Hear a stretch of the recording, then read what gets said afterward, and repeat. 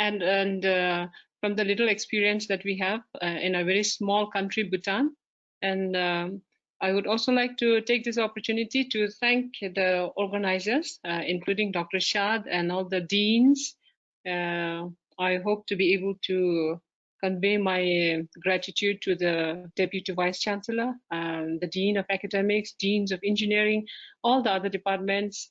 And I'm very happy to meet all of you. I got the list of participants from varied background: business, law, engineering, health sciences, and a lot. And this topic, happiness, is something that we all want and that we all strive to receive. And there has been different levels of initiatives taken by individuals, by countries, by societies to be able to ensure that the ultimate goal of happiness and well-being of the people are achieved.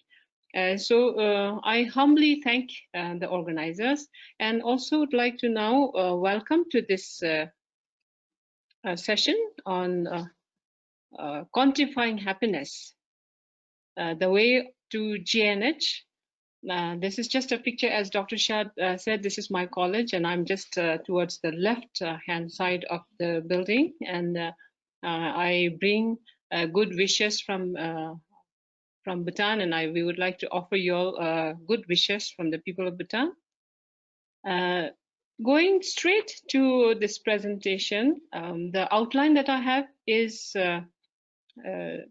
the study context. I'll just give a little bit of background on Bhutan, and because I'm a Bhutanese, and also the measurements and the concepts that we have implemented in Bhutan is based on Bhutan. I'll have that contextual information for you.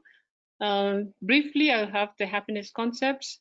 Particularly in terms of happiness concepts, there's a lot of confusion as people confuse the different levels at the individual level and at the societal level. And that I want to clearly differentiate the individual level happiness and the societal level of happiness. And then I will also share how it can be measured at individual level and also at a societal level. And that sharing of experiences will be through the gross national happiness that we implement here in Bhutan. So going briefly, the location of Bhutan, I'm sure most of you know. I'm also sure that quite a number of you may not know where Bhutan is and all the other information about Bhutan. It is a very small, tiny Himalayan country located in South Asia, mostly towards the north is China, and to the south is completely India, you'll see. And if you look at the global map, it is just a dot. And a little bit on the country itself, it's a kingdom of Bhutan, area-wise not so big. Maybe it is equivalent to Switzerland by size. Currency is Neutrum, and the language that we have, the national language, is Dongkha. And population, we have about 734,000 people, less than a million. The density of population is just about 19. So you can see the sparsely located people. The governance is constitutional monarchy. Some more information about the country. Our national sport is archery, and national bird raven. National animal is takin, a very peculiar type of animal. The national tree is cypress. National flower is blue poppy. The main background of the Bhutanese economy, it is mostly dependent on the hydropower energy export to India, tourism and agriculture. Energy, the electricity generation is about 7,720. The sale is about 4,000 or close to 5,000 million. Also depends on the lot of tourists. In 2007, these data are on 2007. We have mostly from Asia Pacific now. American and Europeans are also quite a number of them. They come every year. The labor force participation is about 63%, unemployment rate 2.4. It's not so much of a problem at the general level, but if you really look into the youth who are graduated and skilled labor, we do have high unemployment rate, and it is a very serious concern for the country and us. Number of civil servants to about 28,000 people. So now let us really go into this concept. As I mentioned before, I really want to make sure that we understand, we try and differentiate the two levels of happiness that we try and understand. When we think of our own happiness, you and I can relate to what makes us happy. What makes me happy may be different to what makes you happy.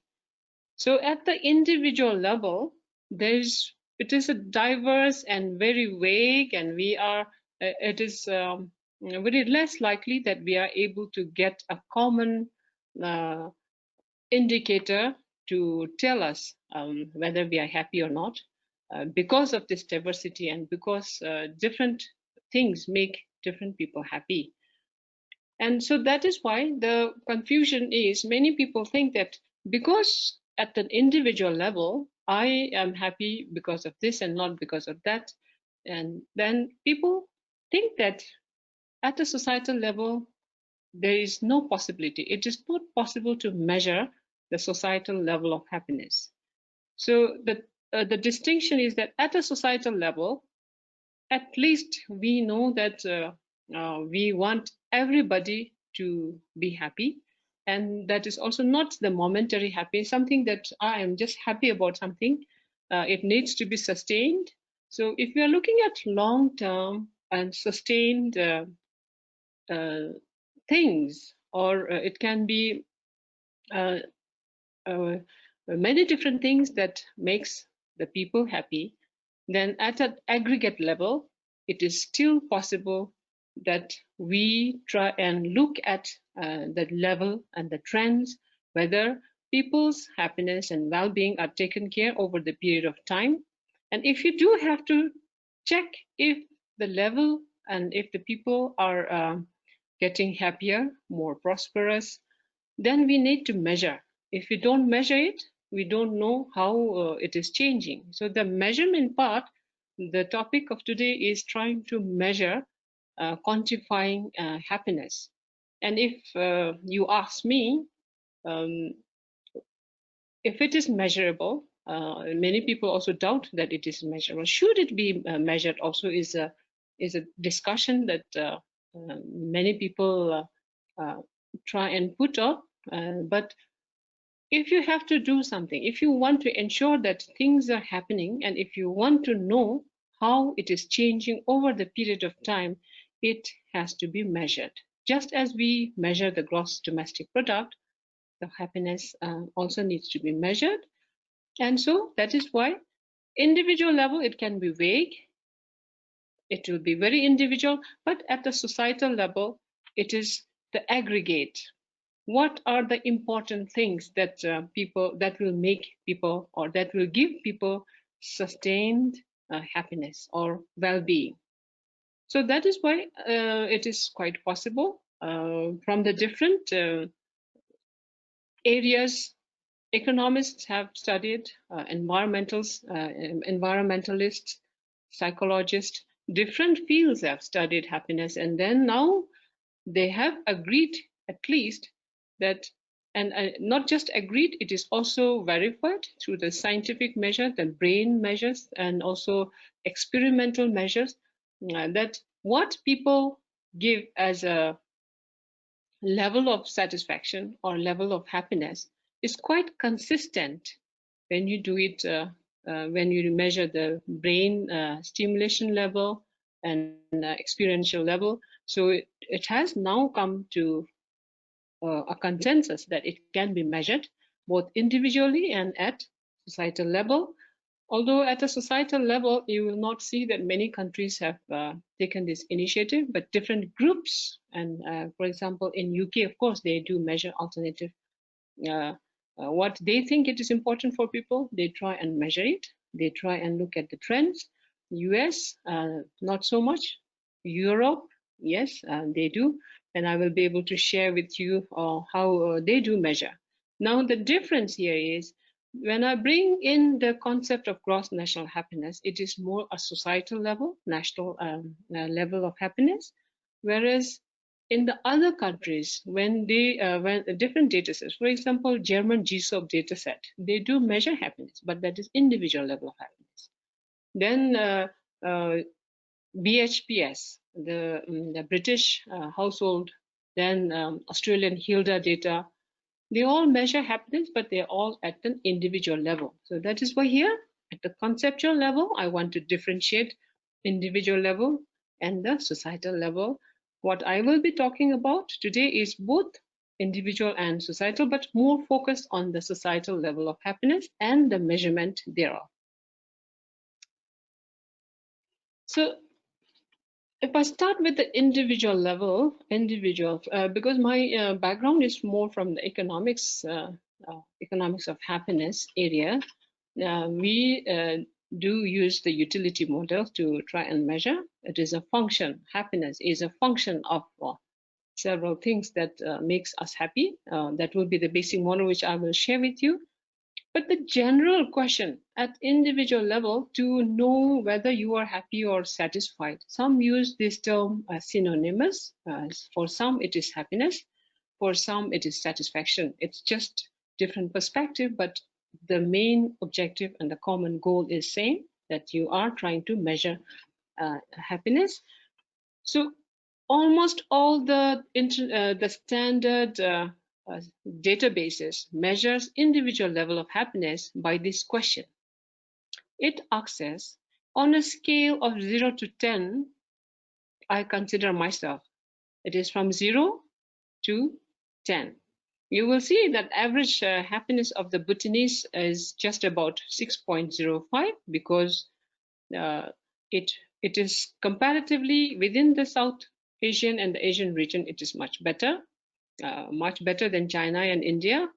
But it is also because the cultural part of the Bhutanese, they're not very expressive, and that is one of the reasons why the average, the individual level of happiness comparatively is much lower. If you look at European ESS, the level of individual level of happiness is about 7 on a 0 to 10. Australian HILDA has about 8. German GSOP has about 7.6, and British BHPS has about 7.2, much more higher than Bhutan. But that is because of the different cultural contexts, different personality traits. And Gallup World Poll, since 2012, they publish every year the World Happiness Reports, and that is where we can look at the individual countries. India, Chinese have about 5, and Nepal and Bangladesh has about also 5. So compared to these countries, Bhutan is doing much better in terms of individual level of happiness. If you look at the distribution, yes, I have just compared the Bhutanese individual level of happiness. If you look at the distribution, it is comparable to European. This is the Bhutanese, and then it is comparable to the European and not the South Asian.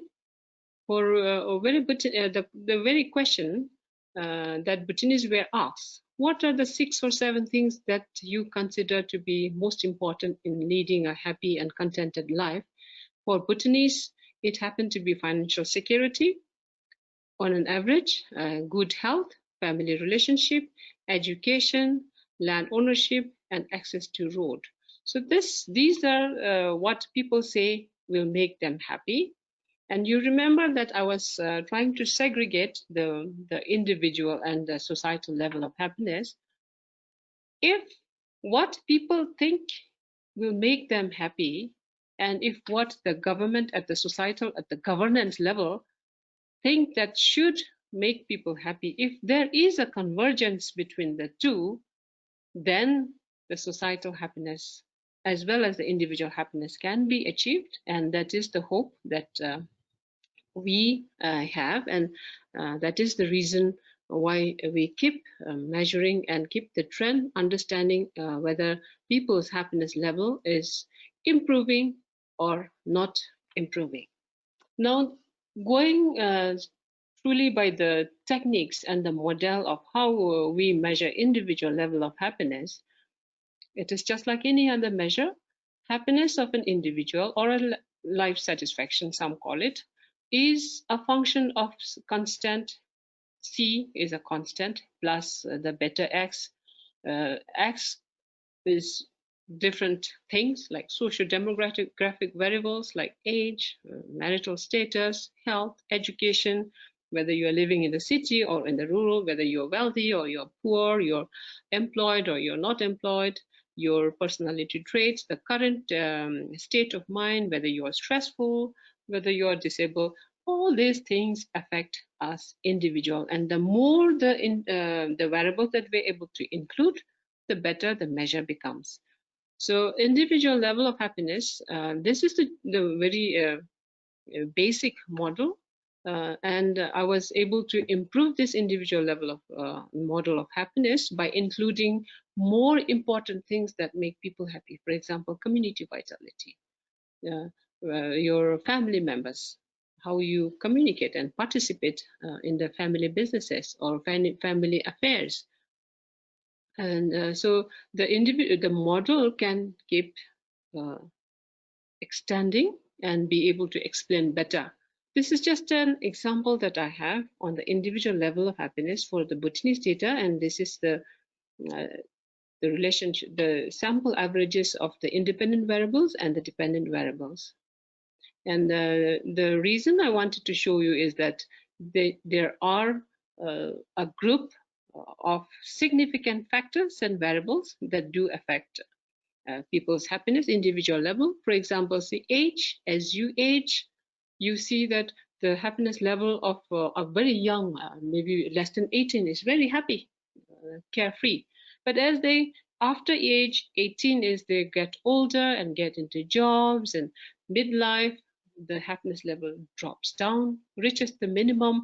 Then after some time, once you're settled, your family settled, you have your children, the studies finished, when you have settled, then the happiness level rises. So there is a U-shaped relationship with age and the happiness. It also matters whether you are male or female. Female is always less happier than the male. That has been consistent. So these are some of the consistent results. This is no different for Bhutanese than other results. Whether you are divorced or not, compared to being single, yes, divorce is making you unhappy, separated, maybe less happy, but much better than widowed. And also the self-reported health, the education, and there is with the education and happiness relationship, sometimes, as if you are in a developing country and if the level of education goes up, you become much more happier. But it also brings in the level of education and your exposure and your knowledge of what the good things, more things that is available there. It also brings in higher expectations. So the higher level of education you have also can bring down the happiness. So sometimes it has positive relationships, sometimes it has negative. Then wealth is highly significant. Of course, wealth and money is also important, but not the only important thing. So these are some of the other things that I have measured in terms of Bhutanese data. At the individual level, that is the model, very simple, but it can be extended. Now, at the societal level, I would like to share the Bhutanese experience of trying to measure what it means for the country and the people to be happy, and what are the important things that will make people happy, and how do we make sure that these things that make people are provided by the country, by the leadership. And one of the things that we are always blessed, the Bhutanese, we always feel blessed that we had great leadership. Our monarchs have been very thoughtful, they have been really innovative, they have been entrepreneurial in thinking, because ever since our fourth king, Jigme Singye Wangchuk, he became king at a very early age, at the age of 17. And even by then, he thought that for people to be happy, it is not the money only. There are other important things that makes people happy and that people feel well better off. And so he is the father of the gross national happiness in Bhutan. He is the one who coined this term gross national happiness, and he led to the successive implementation of the gross national happiness in terms of policy development, in terms of practices, in terms of bringing in ecosystem so that the gross national happiness of the people can be realized. So he um, said that gross national happiness is more important than the gross domestic product. And we all know why GDP, although it is important, no discounting, we are not discounting that GDP is not important. It is important, but it is not the only thing that is important. There are also other things that are important. So GNH, gross national happiness, says it is extending, it is much more holistic, including other important things onto the measurement of the people's welfare, um, unlike the GDP that measures only the product, what is the finished product of the country. So the gross national happiness concept was brought about by our fourth king, Jigme Singye Wangchuck, and uh, he said that we are convinced that we must aim for the contentment and happiness. Whether we take 5 years or 10 years to raise the per capita income and increase prosperity is not going to guarantee that happiness, which includes political stability, social harmony, and Bhutanese culture and the way of life. And this saying of our fourth king, Jigme Singye Wangchuck, was uh, it had come in the Financial Times in London, and that was in 1987, and it was recorded by John Eliot. And this is also the modern path to enlightenment was also captured. So it is not a very new thing that Bhutan has come up. It has been discussed and a long time back. So what is it that, what do we mean by gross national happiness for the people and the country? Um, it is an, of course, it is an alternative measure, alternative development goal. The ultimate goal, policy goal, is for people to achieve happiness. So overriding developmental goal is gross national happiness for Bhutan. And the implementation, adoption of gross national happiness happened in 1990s, late 1990s, when the national vision statement exercises was done. And in 2003, the government, during the start of the ninth five-year plan, fully adopted the principles of gross national happiness. And if we look at the legal basis, if we look beyond and go back to the historical developments, there is a legal basis. Even since 1629, it says the Tsai Chenmo, the legal basis for Bhutan, it says a king, if he is fond of Dharma, finds the path to happiness, both in this and in the future lives. The subject will act as the ruler acts, and therefore should the ruler strive to learn righteousness. And I think this, because of this legal basis, and if we look at the way our leadership, our monarchs have been leading us, they have been the role model and they have been the living Dharma. Uh, all the Bhutanese would consider our king as a living, he's a living God kind, so to say. And even continuing, even in 1729, it clearly mentions the role of the government. It says that the role of if the government cannot create happiness for its people, then there is no purpose of the government to exist. So the legal basis has the foundation as the king, as the Dharma Raja, and the government in supporting and trying to create the conditions that will make people happy. And that was very clear. The role of the government, the role of the leadership. And so later, by 2008, when we had the first constitution of the country developed, the Constitution mandates that the state shall strive to promote those conditions that will enable the pursuit of gross national happiness. So we do know that happiness just can't be given or taken. By gross national happiness, by trying to create happiness, it means that the government and the leadership and the governance and everything together is trying to create those conditions that will make people happier. So that is a mandate from the constitution for the country. And that continues. The legacy of the leadership continues. From the fourth king, now we have the fifth king, where much the beloved king, much loved by the people, and he has so much of love and affection and care for the people. And he continues the legacy, and to him, gross national happiness is development with values.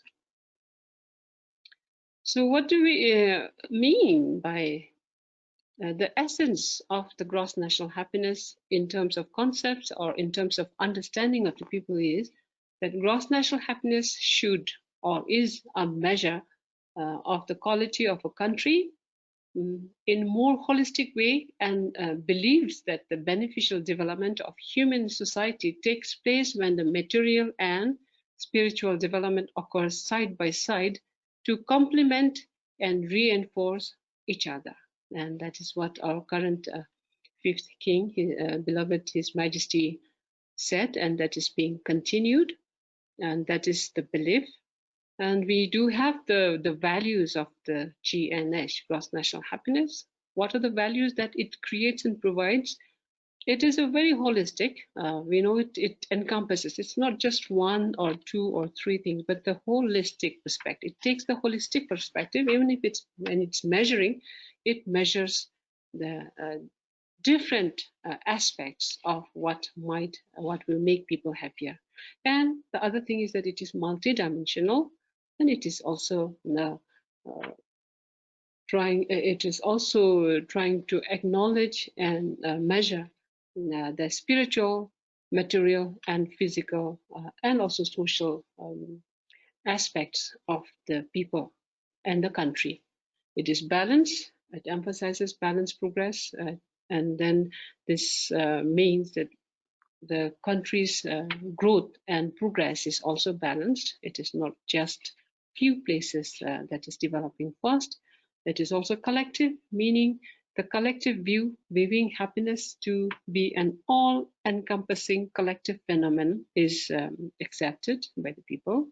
It is also sustainable. It means pursuing happiness for both the current and the future generations. As we try and dissect how we measure happiness, you will find that these are the values that we really uphold. It is also equitable, achieving reasonable and equitable distributed level of happiness and well-being. So these are the main values that the gross national happiness provides. And on the overall gross national happiness has these four four pillars as the foundation, and that is number one, the social, the sustainable, equitable economic development, the good governance, the preservation of culture, and conservation of environment. These are the four pillars of the gross national happiness. So to say, it's like a bedrock, the foundation of the gross national happiness. And to further uh, understand the holistic components of the bedrock, so that we are able to try and understand and measure what are the important things and domains for the people. We have 9 different domains of the gross national happiness, which is derived from the four four pillars of gross national happiness. There are 9 in terms of psychological well-being, the living standard, ecological diversity and resilience, community vitality, good governance, cultural diversity and resilience, education, time use, and health. We're going to look at these in detail, but you can see how the gross national happiness is from the founding 4 pillars. It is now expanded to the 9 domains, and these become the foundation or the framework for measuring whether holistic perspective is taken care or not to understand the happiness of the people. So now really comes to the quantifying part.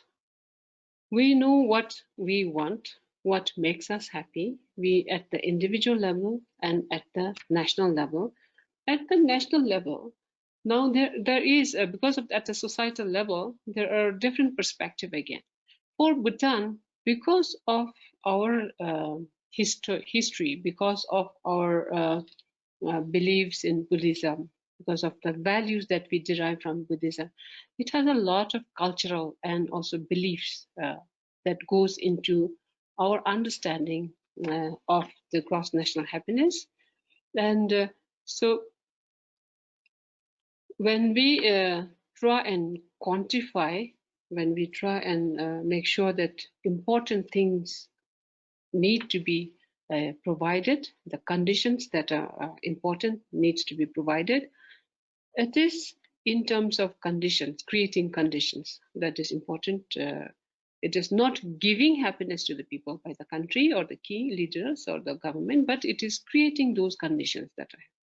And in those identifying those important conditions, it is not always that people know this is important for me, or it is not coming from the people. It didn't come that way because we always had the far-sighted leadership. The leaders always knew what was important for people, and so we have been blessed that the gross national happiness measures, looking at different multi-dimensional part of creating conditions have been looked at. And so it is not individuals demanding, it is always that the leadership has, because of the far-sightedness, it has found important for the people and then creates that conditions, policies, and ecosystem so that individuals are empowered, and then they know what they want that will make them happier. So given the now concept, 4 pillars and 9 domains, we want to get into the measurement. How do we measure gross national happiness? And what is the gross national happiness index? The measurement of gross national happiness, at the end of the measurement, we will get an index. So what we call it as the gross national happiness index. That index is from 0 to 1. The gross national happiness index is a single value. It is a multi-dimensional and survey-based measure of well-being and happiness of the Bhutanese. It ranges from 0 to 1, and 0 being the lowest possible value of GNH index, and 1 representing the highest value. And we would prefer to get closer to 1. And the index is being developed based on the methodology known as Alkari-Foster. This measurement, the methodology that gets the GNH index, is derived, or it is based on the Sabina Alkari and James Foster. They're both the professor at the Oxford Poverty Office, and they have been very helpful. And it is based on that multidimensional poverty index, the Alkari-Foster model, that is used to measure gross national happiness index. We have seen the 9 different domains. Each domain has a measure, indicators, maximum of 4, minimum of 2. So there are 9 domains, and each with either 2 minimum and 4 indicators. We have 32 indicators to measure GNS, gross national happiness. 32 indicators are again based on many items and questions, and that we will see. So first one here, we will look from living standard, the first domain. Living standard domain has 4 indicators. Assets, we look at appliances like mobile phones, fixed line, fridge, color TV, and washing machine, livestock, land. And you might wonder why the assets these. It depends on the level of development and what people have. As people have more and more, maybe these will change, but at the moment, these are the assets that people have. So we try and measure what people have to as assets, the type of housing they have. It is also important for the government to make people live in a suitable housing, the type of roofing, sanitation, room ratio, household per capita income, including in kind, cash. And particularly for Bhutan, when you try and measure the income, because many people live in the rural areas, they do not have the accounting system, and they do not have cash. They have mostly kind, they are self-sustaining. So because that is important, our household income is GNH adjusted poverty line multiplied by 1.5. So that is how we adjust the measure of household income for Bhutanese data set. The next one, ecological diversity. We have 4 ecological issues: responsibility towards environment, wildlife damage, both that is only in rural areas, urbanization issues in the urban areas. But when we look at the ecological diversity and resilience, the different people living in the rural areas and in the urban areas, they have different problems. So both needs to be measured. So both are taken care by measuring urban and urban issues and rural issues. Community vitality. Donations, how do we measure community vitality?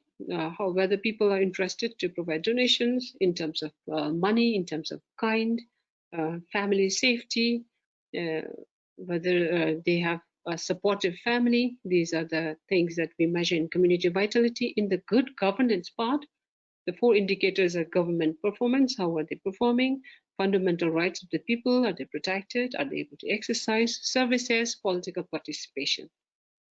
And the cultural diversity and resilience, the indicators are whether you're able to speak your native language, your own language or not, the cultural participation, the artistic skills, the artisan skills. There are 12 artisan skills that Bhutanese we do measure based on that. At least it is expected that at least 1 artisan skills the individuals will need to be able to make the individual happy. And then Diglam Namja is the etiquette. Education, under the education, we measure literacy, schooling, knowledge, and values. And under the time use, we use only work and sleep hours. And here also you will find that there is a lot of literature, and some people, depending on the level of the development and how they use the time. For example, for developed countries, leisure time might be very important. Then distance, travel time to work is very important. But for Bhutan at the moment, at this stage, ensuring there's enough sleep, ensuring that people get enough sleep, and they do get enough hours to work. That is where we are at the moment. That's important. So that's measured. The work time, the hours that people work, and our number of hours that people sleep. Then under the health, the mental health part, self-reported health status, then number of healthy days, number of days that you are not able and you have been disabled. These are important, so it's measured. So psychological well-being, under that we measure the life satisfaction, positive emotions, negative emotions, spirituality, because they are all very important and significant for individuals to be happy. So these are the 9 domains, and under that each domain has indicators, and total of 33 indicators. Now, these indicators are measured by asking questions and items, and we will now look at the different steps that we take in terms of measuring the happiness. The first step in the methodology is identifying, firstly to identify, and then we are applying sufficiency thresholds. That will show how much a person needs in order to enjoy sufficiency. How much is enough to be sufficient in an indicator? There are 33 indicators, and each of the 33 indicators will have to be put through the sufficiency threshold. Now here you see that there are several people participating on the survey. Items, filling up the survey items.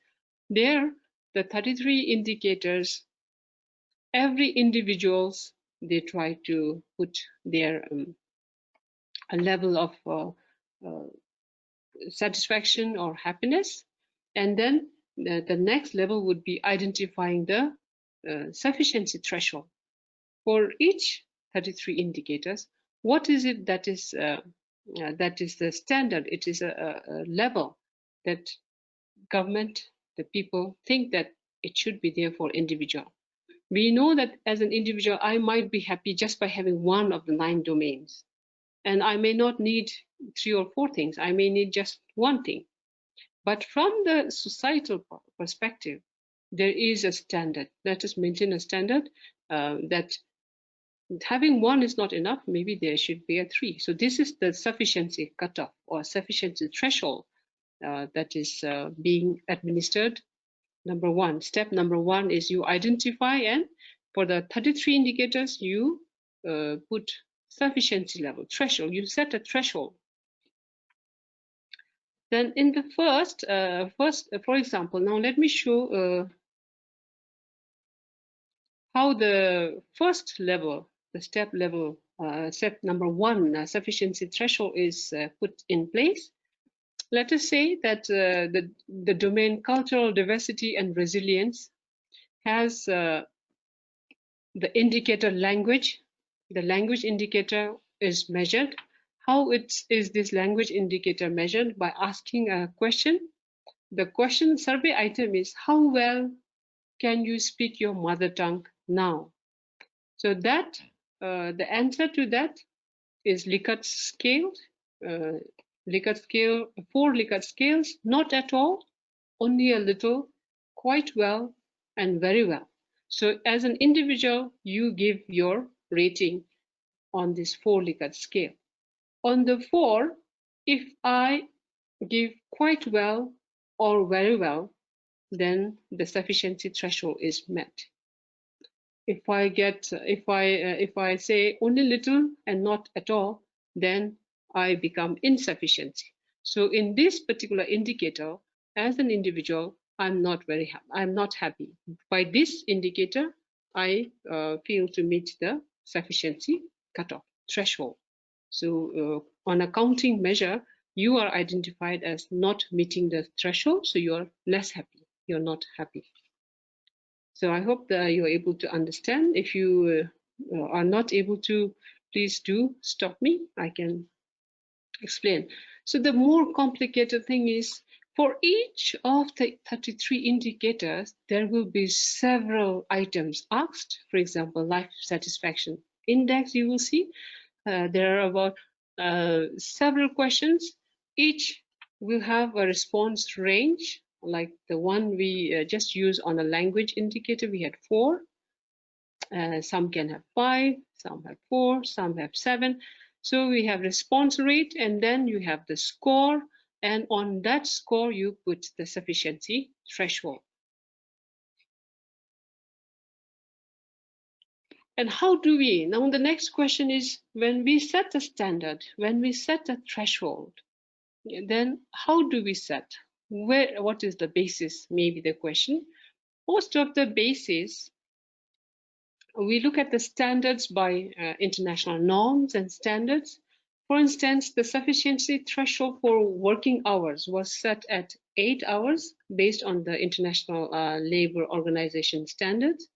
Likewise, for the indicator of room ratio, which is the number of persons per room, was set at 2.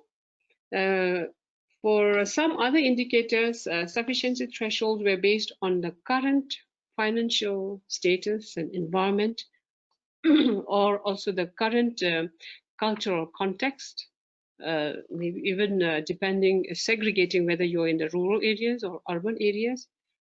For example, the sufficiency threshold for our income was a derivative of the poverty line, as I mentioned before, multiplied by some 1.5. For subjective indicators, such as positive emotions, negative emotions, stress, the thresholds were mostly based on the normative judgments, some norms that exist in the community, and also the collective approach is the collective approach, meaning at different levels there will be a meeting, and then what should be the standard, what should be the norm, what should we set as a target is discussed, and that's why it is more participatory and also collective decision on how the sufficiency thresholds are set. Now step number 2. So at the first level, at individual level, you have the indicators level, you put the sufficiency threshold, and then you segregate whether you're meeting the threshold or not. Second step is identifying and applying happiness threshold. So the second level of threshold is a person who enjoys sufficiency in 66% of the weighted domains. So this is at the domain level. That time, in the first step, it is at the indicator level. Now we have 9 domains, all equally important. For the 9 domains, when you measure at the aggregate at the domain level, the threshold is set at 66% of the weighted domain to be considered as happy. And that 66% happens to be 6 domains of the 9 domains. So if you're not meeting the sufficiency thresholds for the 6 domains out of the 9, then you would be considered as not getting enough conditions to be happy. Then, so here is an example at the second step. Now we have total of 5, 6, 7 people. From the 7, 5 out of 7 people are not happy. That is, 5 out of 7 people are not happy, meaning 71% of the people are not meeting the sufficiency level. Then 2 out of 7 people are happy, and that is about 29%. Now, if by setting this sufficiency cutoff at 66%, only 71% of them are only 2 of the 7 people are happy. So 29% of the people are happy at this sufficiency threshold. So 9 domains, only 2 out of the 7 are meeting that sufficiency. They should be happy at least in 6 domains, but the 5 of them are not meeting the sufficiency.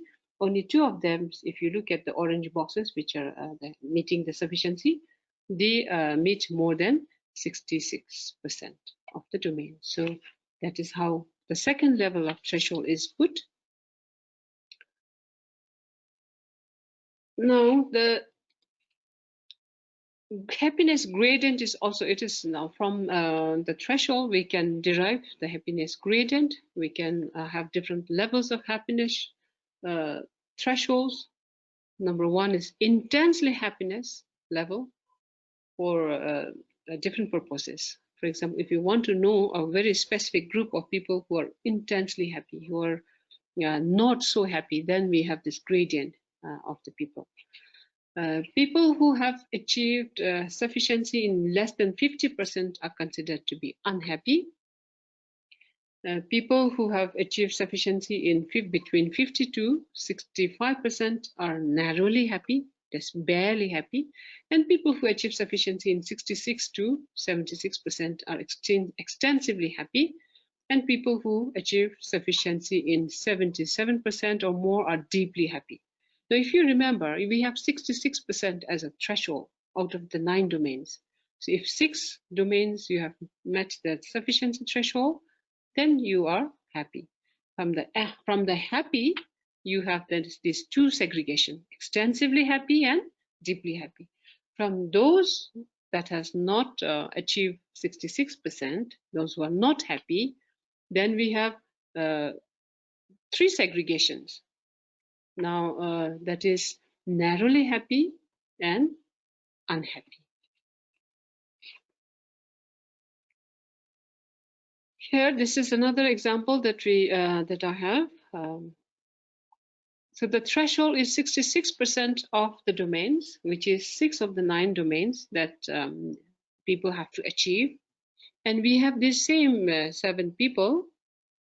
Now if you put the range and the happiness gradient, you see here the red, that is 50% and below is very unhappy. Then between this 50 and 66, we have narrowly happy. 66 and 77, we have extensively happy and deeply happy. It's just a segregation. We form a gradient of that. Now, unhappy plus narrowly happy are considered not yet happy. Then extensively happy and deeply happy are considered to be happy from our based on our threshold.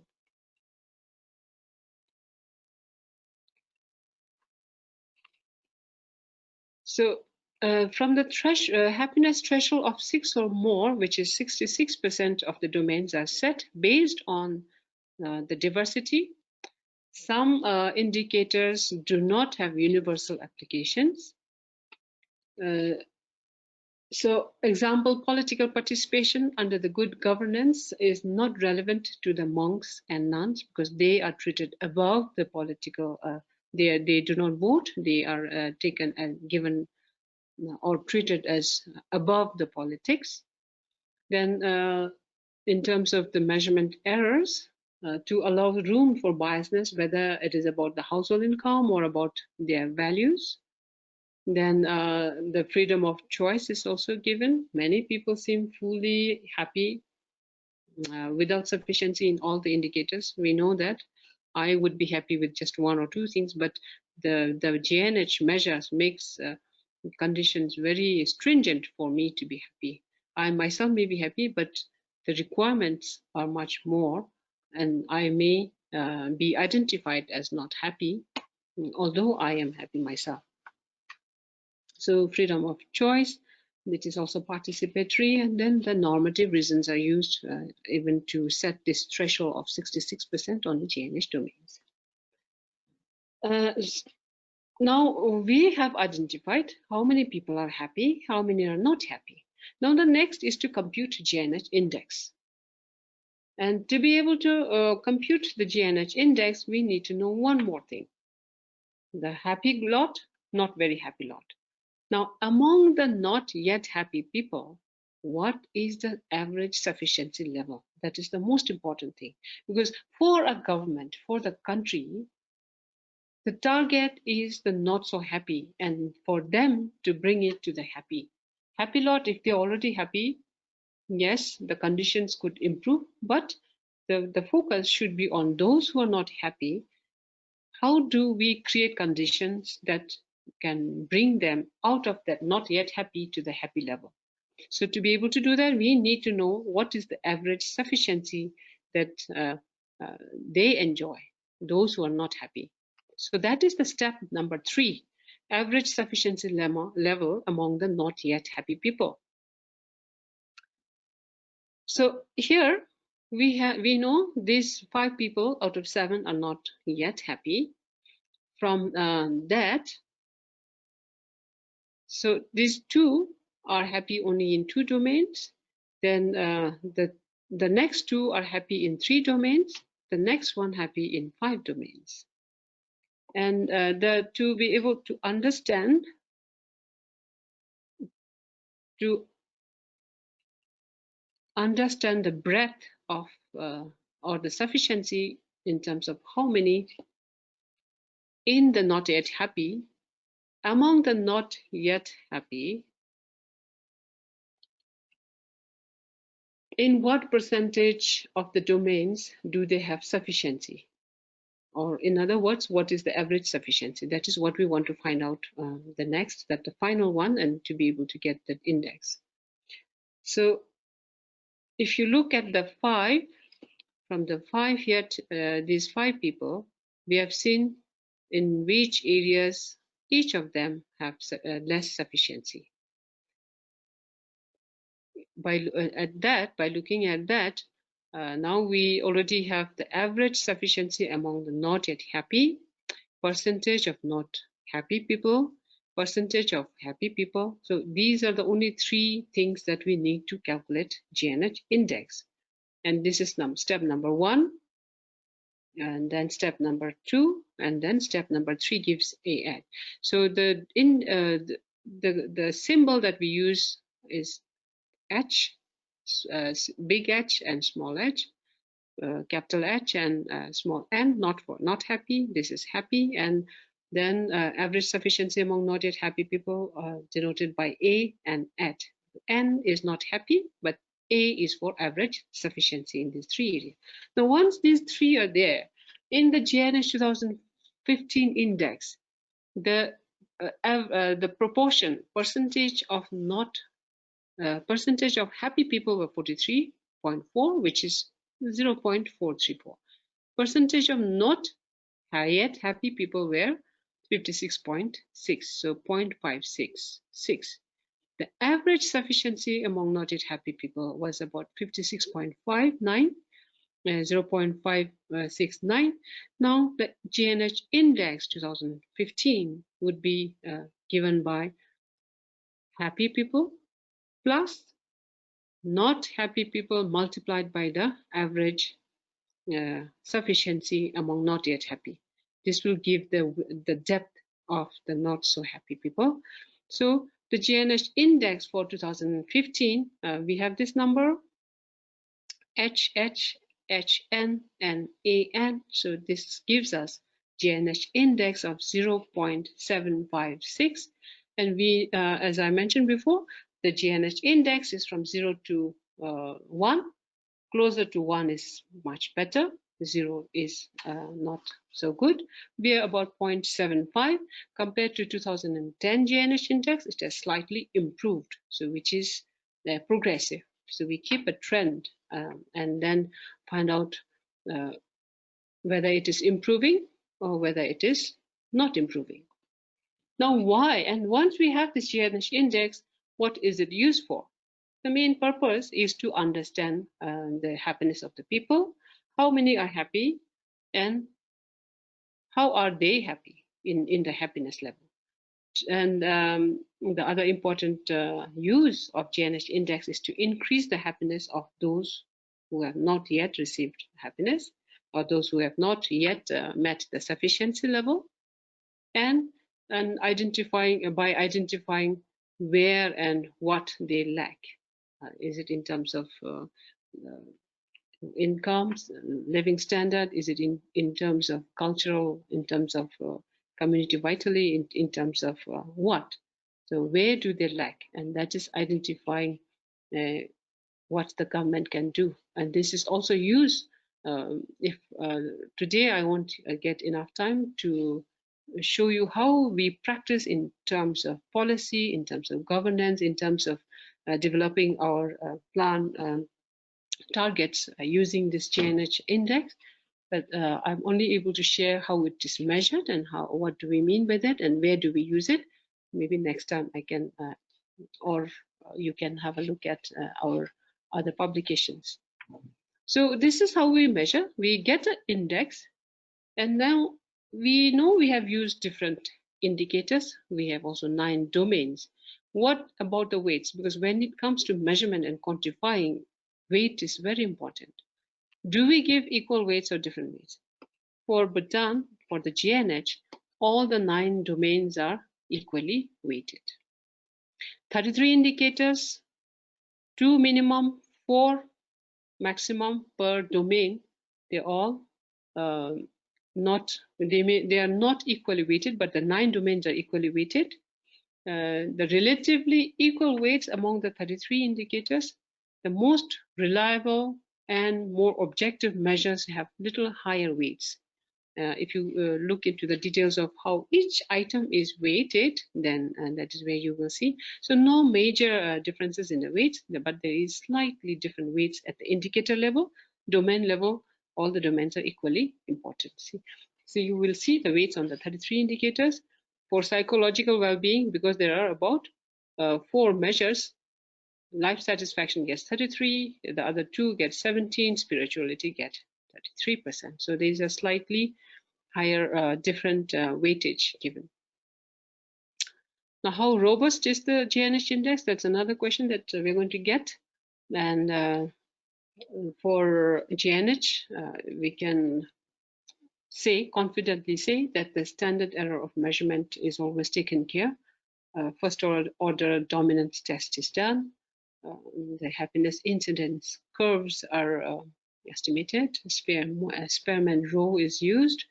And because it is also a methodology used commonly by the United Nations in measuring multidimensional, which is disaggregatable till the lowest, which is quite robust. And so far, not many studies have come up to say that GNH index has limitations, but of course, it is not a perfect measure. It has to keep changing, particularly in terms of what you measure at the item level. As the country develops, there can be a different items to measure each of the indicators. And why do we choose this Sabina Alkeri multidimensional poverty index? It focuses individuals as a unit of analysis. It is operationally very convenient and viable, technically very sound. Then it is also easily replicable. We apply it at a national level, but it is also disaggregatable, and we can apply in the region and at the local government level also. So this is it is quite good. And so this is what I have in terms of methods and measurement. I would like to end by quoting our beloved His Majesty's say. He says, what GNH is will never change, but how we achieve it will change. So the methods and methodology will change. What we put in the method will change, but GNH will always remain. It will never change. And so finally, I have to thank you. And if you do want to get more details in the measurement and the policy, operations and practices, please go to this website, visit GNH website at grossnationalhappiness.com. And that is it from me. I think we have some time for discussions, question. I'm sure you have a lot of questions. I'm sorry to have gone pretty fast. I always have this because this is a subject of my passion. I can talk a lot, so I wanted to make sure that I give enough time for you to ask me a question. If you have anything, I'm done. Thank you very much, Dr. Shah. Thank you so much, ma'am. It Thank was you a for your wonderful patience. presentation as you have taught us how to calculate happiness. I must mention here, when I came to Oman, I found that this country was very close to GNH practices. Somewhere the people perhaps were not aware about the GNH happening, because this Right. country also tried to regard the cultural and the heritage point of view. I visited the city of Muscat, and it was most of the culture was preserved. There was some of the similarities in leadership also.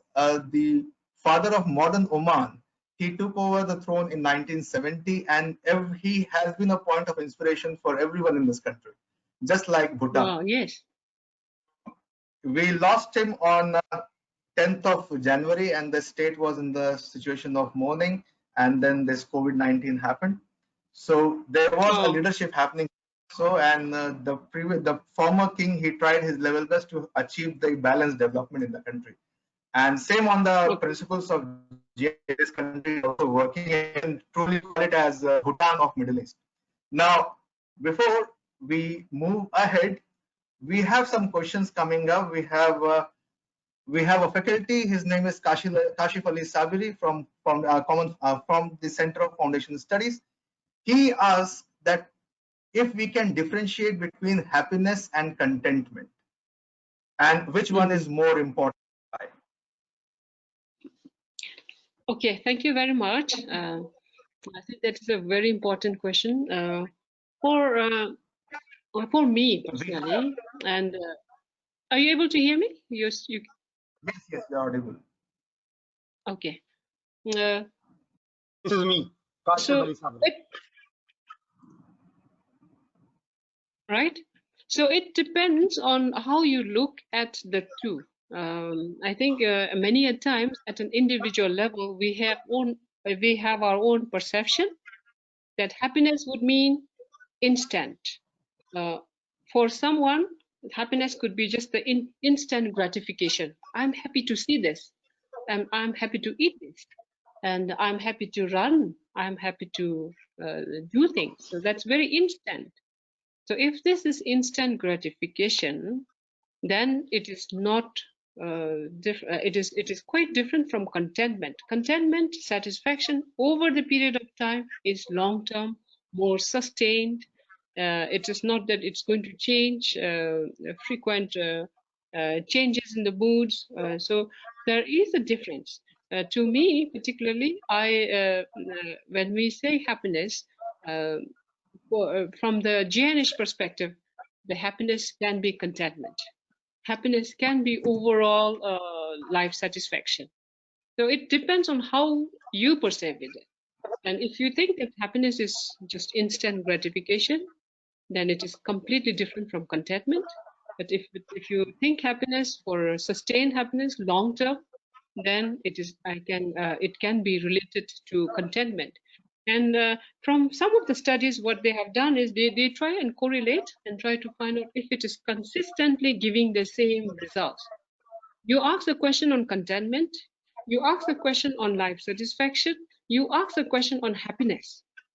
So you have several items, you ask many people across the time, longitudinal, you ask the same question.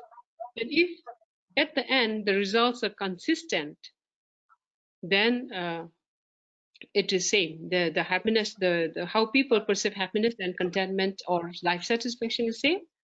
So that is one way of finding out how different, whether it is completely different at a societal level. But individual level, I think this is how I think, how I perceive. For me, how I perceive happiness from GNH point of view is same as the contentment. Is that okay? Okay, Does it one more help? short Or question, Shad, if you don't mind. Can I speak rather than writing? Very minor question. Sure, doctor. Yeah, You Dr. are most Sonam, welcome. did you notice any difference with regard to gender? I mean, do you feel yes, women are more happier or men are more happier, and why? Yes, yes. Thank you very much. I think it's a very good question. And Because I did not notice in your research. across the across the countries, there is a gender difference. It is more or less found that women are more happier than the men. Women are Why? more happier. So consistent Because they finding don't have any wives, I think. there can be many explanations, but one of the things that was very different for Bhutanese. For the Because Bhutanese people believe and a women are very happier because they don't have any wife. okay, maybe that can be an explanation. But what I have found out, the explanation is that in a Bhutanese context, the women are less happy. It is contrasting the global trend, and the answer is Surprising. my focus on women was mostly on working women. So if it is working men and women, women are less happy, men are more happy. Doesn't make sense because women seem to have a lot of stress, taking the household chores, taking care of children. By nature, they worry, they care, and also at work, they have to take the work stress as well as home stress. So working women are less happy, working men are more happy, but overall, gender, men seem to be less happy, women are more happy. And I happen to be one of Thank you them. very much. Thank you. Right? Thank you so much, Dr. And now we have the next question. We have Dr. Ferdinand. He's from Finland. By the way, I must mention here, you are actually addressing people from 20 different nationalities right now. Oh, it is such a privilege. It's such a privilege. I'm very, very happy to be able to meet all of you. So it's truly an international webinar right now. Our Thank you for the faculty is from Pakistan. The next question, which is coming from Dr. Ferdinand, he's from Philippines. So he's asking you that what best practices you share with us in order to achieve higher level of happiness, wherein we are teaching predominantly Arabic students, dealing with diverse academic staff, and we are working in terms of diverse cultures and beliefs. So what can be the thresholds for us to achieve higher level of happiness? Okay. I'm not an expert, by the way. I'm not an expert in suggesting what might make you happy. I think it has to come from within. But what I have seen when I've looked at different research papers and what are the things that is not looked at earlier, particularly the happiness literature has been concentrating only in the Europe, in the Western culture. Eastern less studied area. But now more and more studies are there that says culture is very important. The culture part has come out very significantly as affecting happiness of the people. That if you have a certain culture, there are norms, there are things that you appreciate, you value in a culture, and if you encourage that, if you enhance that, it will make you more. For example, for a Bhutanese, from the cultural perspective, as an individual, what we at an individual level and at a societal level, we measure our mother tongue, whether we are able to speak our mother tongue, whether we are able to practice etiquette, whether we are happy to participate in a cultural activities. These things are important and significant. So the cultural related, what you value, I think it depends on what you value within your culture, within the cultural setting. If that is encouraged, it makes people happy. And I'm the wrong person to say what is important, what you value in that cultural setting. But what is very significant is that in the cultural setting, cultural values are very important, and it is highly significant. And if you want to increase the happiness, what you value should be encouraged and maybe thriving vibrantly culturally might make people happier. You are That is on the referring to culture. Dr. Shah. question from European account. Dr. Osman, welcome. Dr. Chad, I have one question for Dr. Sonam. She talked about different criteria, individual and social. I think it is not justice to say if the government cannot create happiness for its people, then there is no purpose for government to exist, because the happiness may be individual attitude, conduct, or other things like this. Maybe wealth without work, maybe knowledge without characters, maybe science without humanity, maybe politics without principles. I think there is many different ways to evaluate this happiness. I want to say that the government, the good government, do its best to create happiness, not the measure to make decision if it is good or not. Mm-hmm. Okay, thank you, Dr. Osman. I think that is a very, very important and valid question. It is also important to look from different perspectives.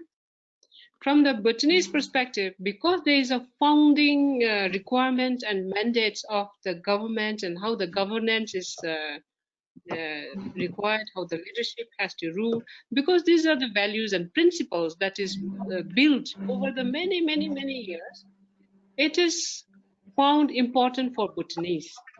And for the Bhutanese government and also for the Bhutanese leadership, these becomes their foundation and principle.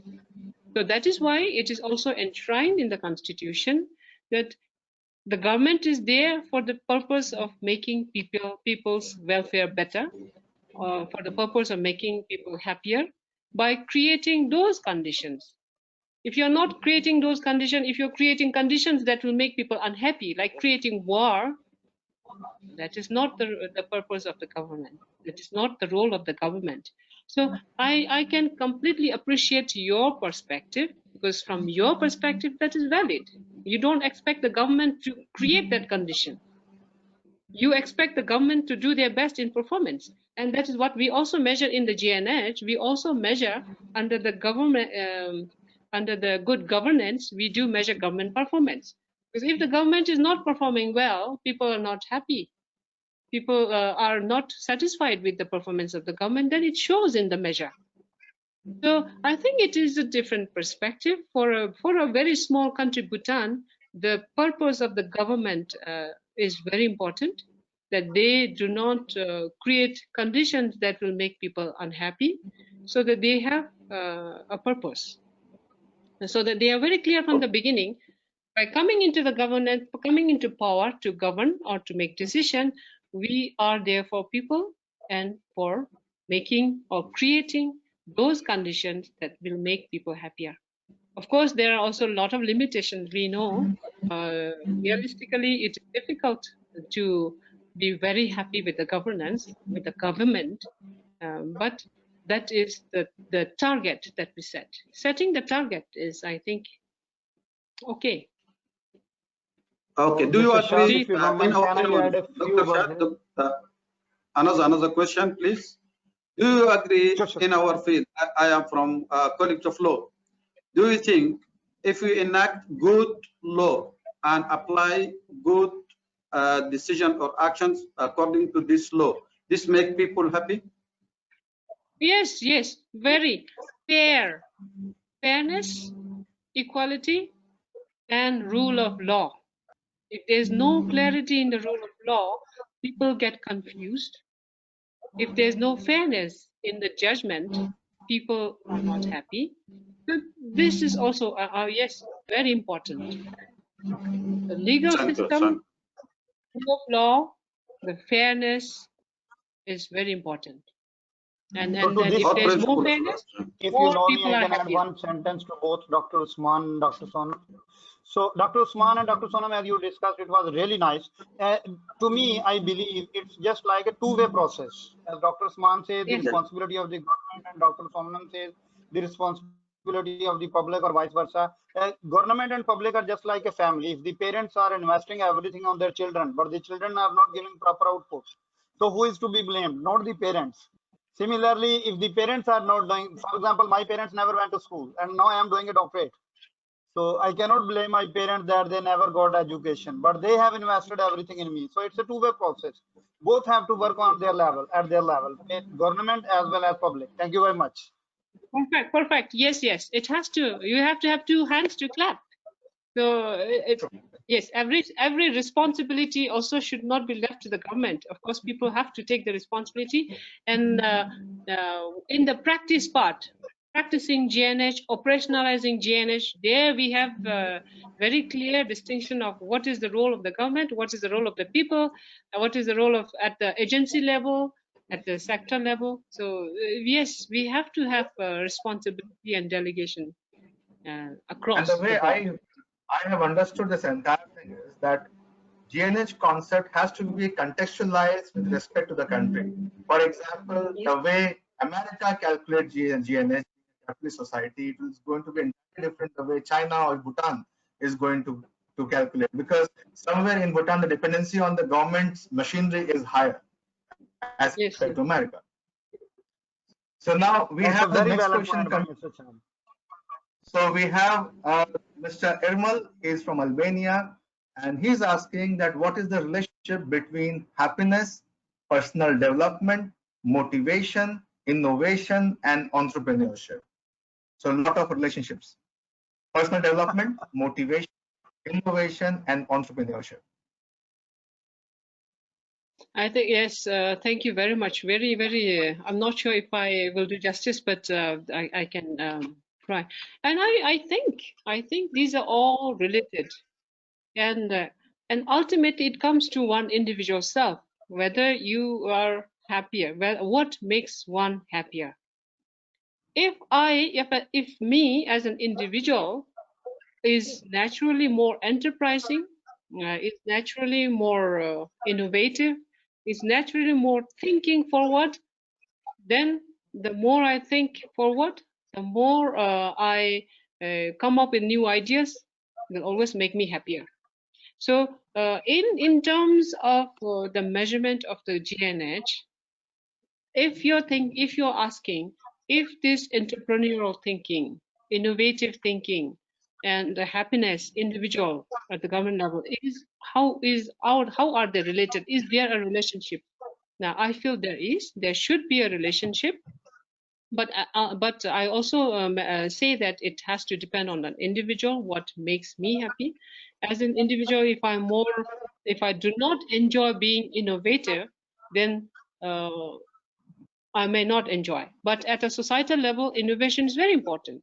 So innovation will have to be in the measure, will have to be looked at, and happiness and innovation and all the things that you mentioned will have to be integrated so that there is a holistic. It becomes much more holistic if you look at the different relationship with happiness and the others.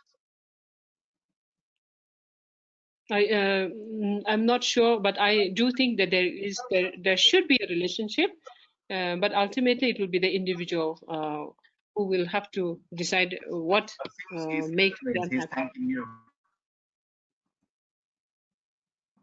Now we have perhaps the last question.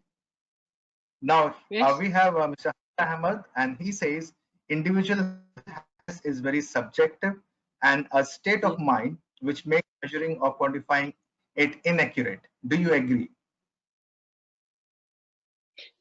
Inaccurate, quantifying. Inaccurate. Quantifying it is inaccurate at times. Subjective. Yes. Let me just finish this first. But I also remembered the second question in the earlier one, spiritually motivation part. I missed that. So the first here, my thinking is that individual happiness is subjective, which is very true. and also very vague if you have to. There's no consensus among all the people across the board of what makes us happy. So it becomes very subjective. But although it is subjective, it has been over. That is what I was saying in the beginning, that although the measurement is subjective, you are asking people, it is subjective. What is being found out through the practice and through the trends? German GSOP has measured happiness as a panel data for decades and decades. From 1974, US has this happiness data. If you look at this repeatedly, and if the answer is consistent, if the result is consistent time and again, then even when people are giving their response subjectively, my response would be different from someone else. No, not very comparable. But across the board and across the time, there seemed to be a consistent result, and that shows that what you are saying subjectively is also objectively measured by the brain science. Brain science have measured the level of the hormones in the brain. That is quite consistent with what you say. If you're saying, "Hi, I'm higher, happier level in terms of scale 10, then my brain stimulus is also higher." So there has been some consistency, and that is why the subjective measures have become objective, quantified numbers. But we know that there is a limitation. We are assuming that everyone, my level of 6 is same as your level of 6, which may be very different. That we acknowledge. We do acknowledge that the comparison may not happen, but the results have been consistently coming up as same. So the subjective response is quantifiable, is measurable, and it can be considered as not really biased.